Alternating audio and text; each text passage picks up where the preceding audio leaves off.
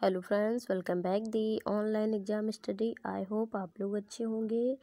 CTET जनवरी 2024 के लिए CDP बाल विकास एवं शिक्षा शास्त्र। टॉपिक है लॉरेंस कोहलबर्ग का नैतिक विकास का सिद्धांत। लॉरेंस कोहलबर्ग ने नैतिक विकास का सिद्धांत दिया, जिसे उन्होंने 3 भागों में विभाजित किया है।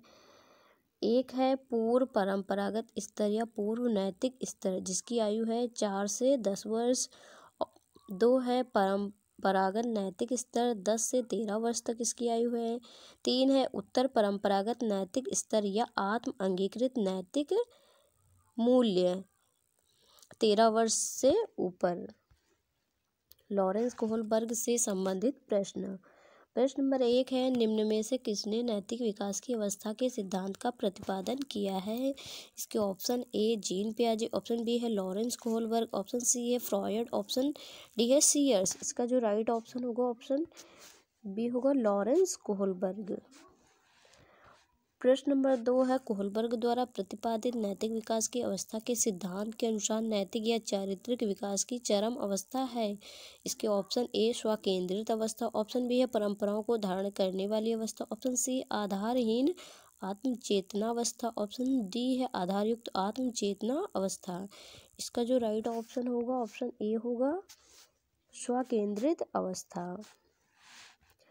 प्रश्न नंबर 3 है, बाल विकास के संदर्भ में निम्नलिखित कथनों पर विचार कीजिए। इसके ऑप्शन ए बालकों में नैतिकता के विकास की कुछ निश्चित एवं सार्वभौमिक अवस्थाएं पाई जाती है, ऑप्शन बी है बालक के व्यक्तित्व के हर पहलू के विकास में समाज का विशेष योगदान होता है, ऑप्शन सी है बाल्यावस्था में बालक के लिए नैतिक वही होता है जो उसके स्व अर्थात आत्म कल्याण से जुड़ा होता है।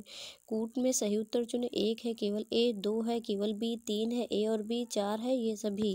इसका जो राइट ऑप्शन होगा ऑप्शन 4 होगा ये सभी।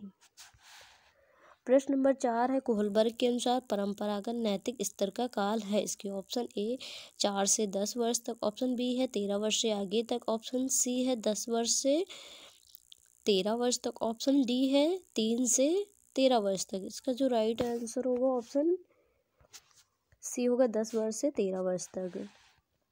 प्रश्न नंबर 5 है, निम्नलिखित में से किस स्तर के दौरान कोई बालक केवल स्वयं के बारे में सोचता है? क्या सही है क्या गलत है?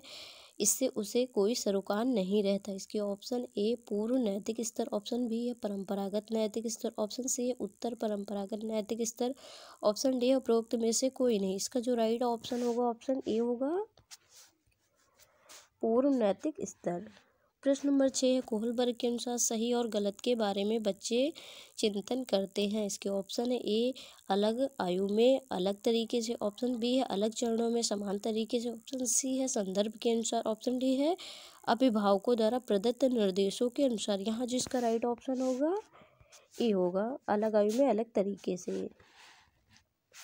प्रश्न नंबर 7 है, कोहलबर्ग के अनुसार शिक्षक बच्चों में नैतिक मूल्य का विकास कर सकता है। इसके ऑप्शन ए कैसे व्यवहार किया जाना चाहिए, इस पर कठोर निर्देश देकर, ऑप्शन बी है धार्मिक शिक्षा को महत्व देकर, ऑप्शन सी है व्यवहार के स्पष्ट नियम बनाकर, ऑप्शन डी है नैतिक मुद्दों पर आधारित चर्चाओं में उन्हें शामिल करके। इसका जो राइट ऑप्शन होगा ऑप्शन डी होगा नैतिक मुद्दों पर आधारित चर्चाओं में उन्हें शामिल करके। प्रश्न नंबर 8 है, एक शिक्षिका अपनी कक्षा से कहती है सभी प्रकार के प्रदत्त कार्यों असाइनमेंट का निर्माण इस प्रकार किया गया है कि प्रत्येक शिक्षा विद्यार्थी अधिक प्रभावशाली ढंग से सीख सके, अतः सभी विद्यार्थी बिना किसी अन्य की सहायता से अपना कार्य पूर्ण करें। वह कोहलबर्ग के नैतिक विकास के चरण की ओर संकेत दे रही हैं। इसके ऑप्शन ए औपचारिक चरण 4 कानून और व्यवस्था, ऑप्शन बी है पर औपचारिक चरण 5 सामाजिक संविदा, ऑप्शन सी है पूर्व औपचारिक चरण 1 दंड परिवर्तन, ऑप्शन डी है पूर्व औपचारिक चरण 2 व्यक्तिकता और विनिमय। इसका जो राइट आंसर होगा ऑप्शन ए होगा औपचारिक चरण कानून और व्यवस्था। प्रश्न नंबर 9 है, लॉरेंस कोहलबर्ग के सिद्धांत में कौन सा स्तर नैतिकता के अनुपस्थिति को सही अर्थ में सूचित करता है? इसके ऑप्शन ए स्तर 3, ऑप्शन बी है स्तर 4, ऑप्शन सी है स्तर 1, ऑप्शन डी है स्तर 2। इसका जो राइट आंसर होगा ऑप्शन सी होगा स्तर 1। प्रश्न नंबर 10 है, कोहलबर्ग के सिद्धांत के पूर्व परंपरागत स्तर के अनुसार कोई नैतिक निर्णय लेते समय एक व्यक्ति निम्नलिखित में से किस तरह प्रवृत्त होगा। इसके ऑप्शन ए व्यक्तिगत आवश्यकताएं तथा इच्छाएं, ऑप्शन बी है व्यक्तिगत मूल्य, ऑप्शन सी है पारिवारिक अपेक्षाएं, ऑप्शन डी है अंतर्निहित संभावित दंड। इसका जो राइट ऑप्शन होगा ऑप्शन ए होगा व्यक्तिगत आवश्यकताएं तथा इच्छाएं। प्रश्न नंबर 11 है, कोहलबर्ग ने प्रस्तुत किए हैं। इसके ऑप्शन ए संज्ञानात्मक विकास के चरण, ऑप्शन बी शारीरिक विकास के चरण, ऑप्शन डी है संवेगात्मक विकास के चरण, ऑप्शन सी है संवेगात्मक विकास के चरण, ऑप्शन डी है नैतिक विकास के चरण। इसका जो राइट आंसर होगा ऑप्शन डी होगा नैतिक विकास के चरण। प्रश्न नंबर 12 है, किसी बच्चे को दिया गया विशिष्ट उत्तर कोहलबर्ग के नैतिक तर्क के सोपानों की विषय वस्तु की किस अवस्था के अंतर्गत आएगा। इसके ऑप्शन ए सामाजिक संकुचन अनुकूलन, ऑप्शन बी है अच्छी लड़की लड़का अनुकूलन, ऑप्शन सी है कानून और व्यवस्था अनुकूलन, ऑप्शन डी है दंड आज्ञाकारिता अनुकूलन। इसका जो राइट आंसर होगा ऑप्शन बी होगा अच्छी लड़की लड़का अनुकूलन।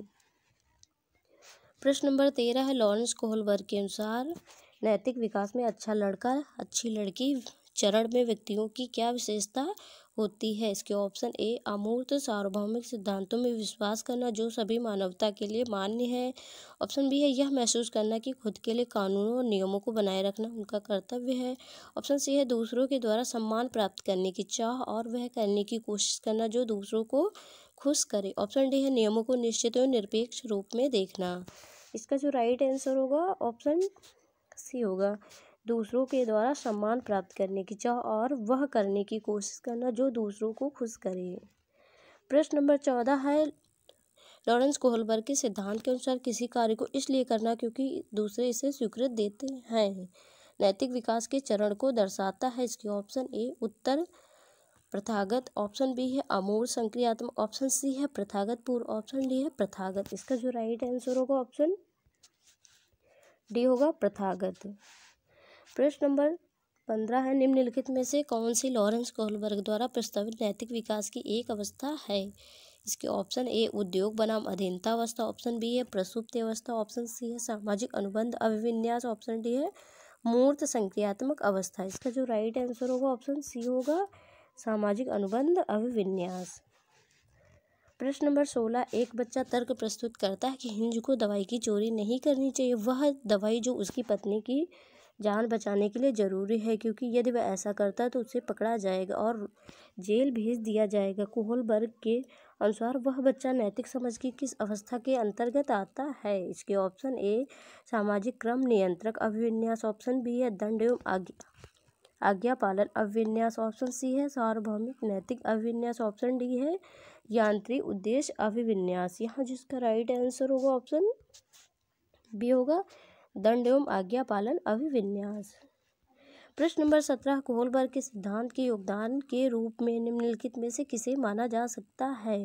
इसके ऑप्शन ए यह सिद्धांत विस्तृत परीक्षण प्रक्रियाएं हैं, ऑप्शन बी है यह नैतिक तर्क और कार्रवाई के बीच एक स्पष्ट संबंध स्थापित करता है, ऑप्शन सी है उनका विश्वास है कि बच्चे नैतिक दार्शनिक हैं, ऑप्शन डी है उनके सिद्धांत ने संज्ञानात्मक परिपक्वता और नैतिक परिपक्वता के बीच एक सहयोग का समर्थन किया है। इसका जो राइट आंसर होगा ऑप्शन डी होगा उनके सिद्धांत ने संज्ञानात्मक परिपक्वता और नैतिक परिपक्वता के बीच एक सहयोग का समर्थन किया है। प्रश्न नंबर 18, किसी बच्चे को दिया गया विशिष्ट उत्तर कोहलबर्ग के नैतिक तर्क के सोपानों की विषय वस्तु के किस सोपान के अंतर्गत आएगा। यदि आप ईमानदार हैं तो आपके माता पिता आप पर गर्व करेंगे, इसलिए आपको ईमानदार रहना चाहिए।